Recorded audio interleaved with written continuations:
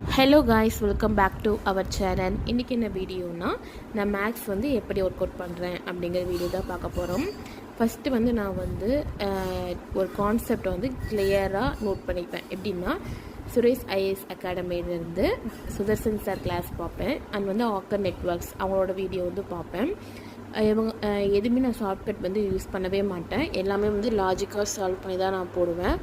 So பார்த்திங்கன்னா, first இந்த வீடியோஸ்லாம் பார்த்து நோட்ஸ்லாம் எடுத்துப்பேன். ஒவ்வொரு டாப்பிக்னு ஒவ்வொரு நோட் நான் வச்சுருக்கேன். அதேபடி வந்து நான் ஃபஸ்ட்டு நோட்ஸ் எடுத்துப்பேன். அதுக்கப்புறம் வந்து சாய்ஸ் அகாடமிலேருந்து கடற்கணிதம் புக், அந்த புக் வந்து நான் ஆல்ரெடி பர்ச்சேஸ் பண்ணியிருந்தேன்.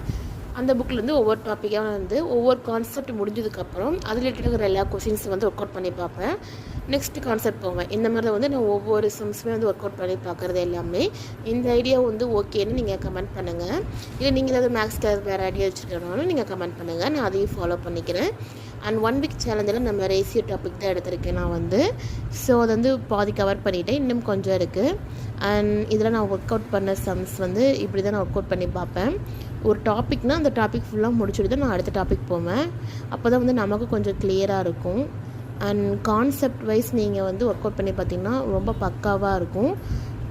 ஒரு கான்செப்ட் முடிச்சதுக்கப்புறம் அந்த கான்செப்ட் ரிலேட்டடாக இருக்கிற கொஸ்டின்ஸ்லாம் வந்து ஒர்க் அவுட் பண்ணி பார்க்கணும். ஓகேவா? நெக்ஸ்ட் வீடியோவில் பார்க்கலாம். டாட்டா.